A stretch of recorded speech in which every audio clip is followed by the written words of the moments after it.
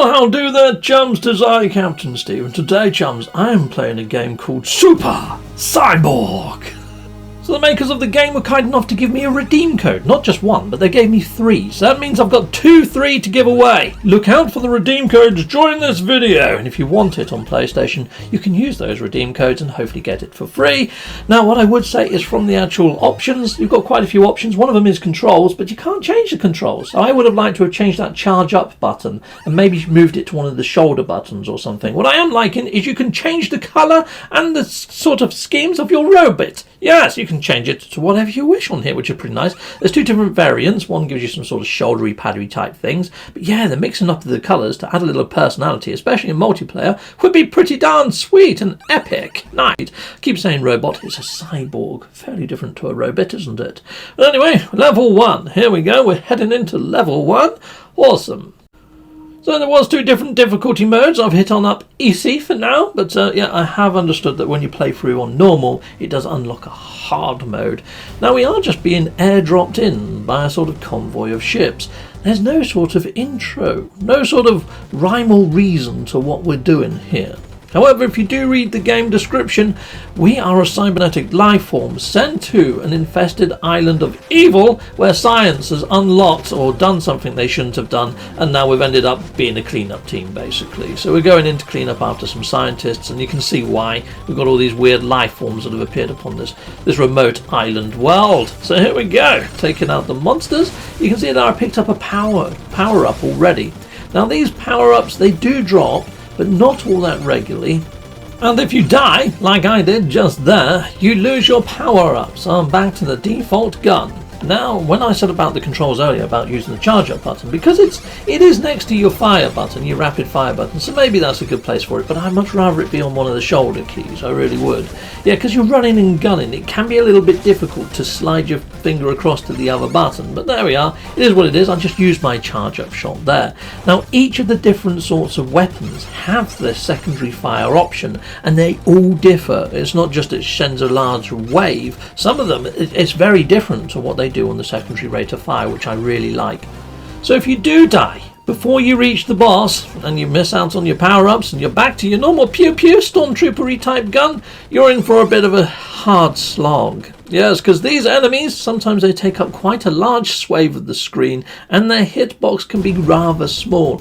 So I do find if I have died before reaching the boss and I've lost my power-ups, sometimes I just off myself on purpose. And then I'll start the level again, so I get a clean run, so I've got my power-ups. Otherwise, you're in for such a hard time that it almost feels impossible. It's tedium, because yeah, you just can't hit it, especially if you've got enemies coming at you from all directions and bullets coming from all directions, just like you can see here. Just how much of a difficulty I'm having hitting it and taking out the mobs that are coming at me and dodging the rapid fires that are coming at me. It's just mental. It's just craziness trying to take out a boss with your default gun. So yeah, that's one of my frustrations and gripes with this game. I would kind of like it if once you got to a boss there was some sort of pad that you could tread on, and it maybe calls in a ship to come in and airdrop you off a weapon of your choosing, your favourite sort of gun that you've managed to unlock so far. So if you haven't actually had that power up, you can't call in that sort of gun drop. That'd be nice if that was maybe added into, say, the easy mode of the game, and maybe you could remove it from normal and hard perhaps, or limit it and say normal and then take it out completely in hard. Now I do like that each level has its own sort of biome sort of feel, and even this one I had to shoot a panel in the wall to get my power up rather than it being airlifted in those little capsules like in level 1. So you're constantly learning new things, and there's new enemies that you will encounter within each level. It seems to be that they introduce maybe 2 or 3 new enemy types in each level, which keeps it very sort of progressive, and it feels like you're learning as you're going along. And with that level of progression becomes that level of learning as well. Learning waves, learning patterns, especially with the bosses. And once you take out one of these bosses or manage to do a complete run of a level without a single death and managing to keep all your weaponry upgrades, is pretty darn epic. Yeah, it's really good. It's on par with some of the Souls games. And what's also on par is the level of frustration. When you lose your power-ups, when you have a simple death against a little meanie that's jumped on your head or something, and you're back to your pew-pew cannon. Yeah. But that's part of what I like about this, funny enough, is the challenge. The challenge is definitely there. Something that I also like about this over the previous Contra games is there's mini checkpoints. Every time you kill a boss or get to a mid-level checkpoint, if you die, you respawn at that checkpoint or the start of the level, which is great, because in the old Contra games, you die, you went right back to level 1, starting all over again. So that is a definite thumbs up. Thanking you for mid checkpoints, thanking you for level checkpoints. But it'd be nice to have a level select if you wanted to rerun the missions, and maybe even a speedrun mode after you've done the actual mission. And also, I've noticed after you do the mission, it grades you, it gives you your score, and there's a leaderboard. And if there was a speedrun mode, maybe that leaderboard could be online, which would be pretty nice to compare scores. I really like the boss sort of designs. I mean, look at this guy. You have to shoot his prolapse. But yeah, it's brilliant. I love it. The gory sort of horrific sort of look and art style of this game with the actual clean robot that you're going in against. You do feel like you're up against some sort of monstrosity. I love it. It's brilliant. Art style, top notch. So something else that I feel that this game sorely misses and could do with is more story integration. It's like after you actually beat an actual area or level, maybe it could unfold with a little mini cutscene and a bit of dialogue from your commander or something to say, congratulations, you've just taken out this swathe of the map, but we know there's more infestation over here. Yeah, we need to get to the source, blah blah blah blah. And it builds out the story as you go along, so you feel like you're part of something and you're doing something. Because at the moment it feels like you're running around slaughtering all these strange creatures on some sort of fancy world for no real reason. So yeah, there is that. I would love it if you could improve that.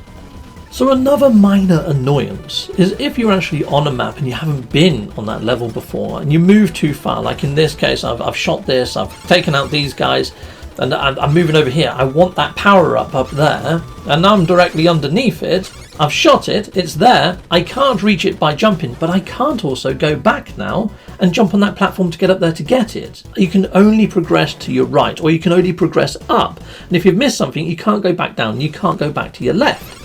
So that's kind of annoying, because if you don't know the level, sometimes I just ended up just letting them kill me so I could go and get that power up. So then when I get to the boss, I'm not left with just my normal pew pew pew cannon. But normally if I get to the boss for the first time, even with my cannon, I usually just go up against it just so I can learn its attack patterns and its waves. And then once I've learned these attack patterns and waves, I can then take it out, even with my pew pew cannon, like I've got here right now. You know what? I'm just going to shut up and let you listen to the sound effects and the music in this game against this boss.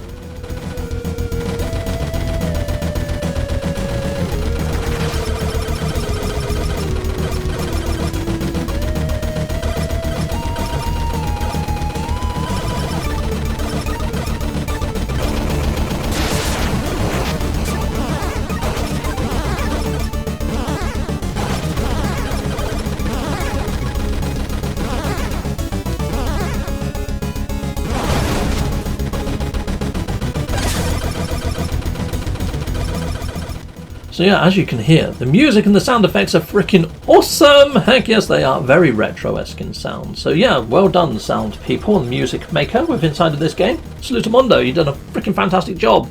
And the art style's lovely too. What I would say with this monster though, this end boss there, if I didn't have a couple of spare lives, there's no way I would have taken that last bit out with that freaking green line that you just can't do fudge all about. That was a bit mental. But anyway, level completed, let's move on. That's a new checkpoint gained. So if I do die, I respawn where I've got to, which I really like as well. So there's loads of stuff about this game that I really like, and there's a few things that I feel that they could tweak to improve to up the review.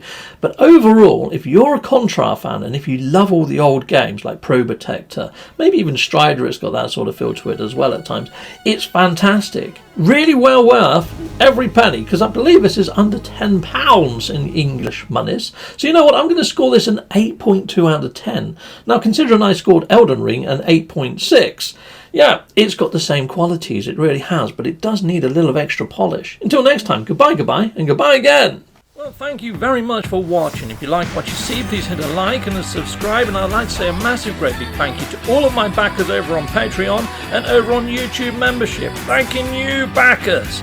And if you want to support this channel, just don't skip the adverts. That throws revenue down my avenue. Or yeah, just stay with Captain Steve that little bit longer and hit something on this screen. There's merch here now too.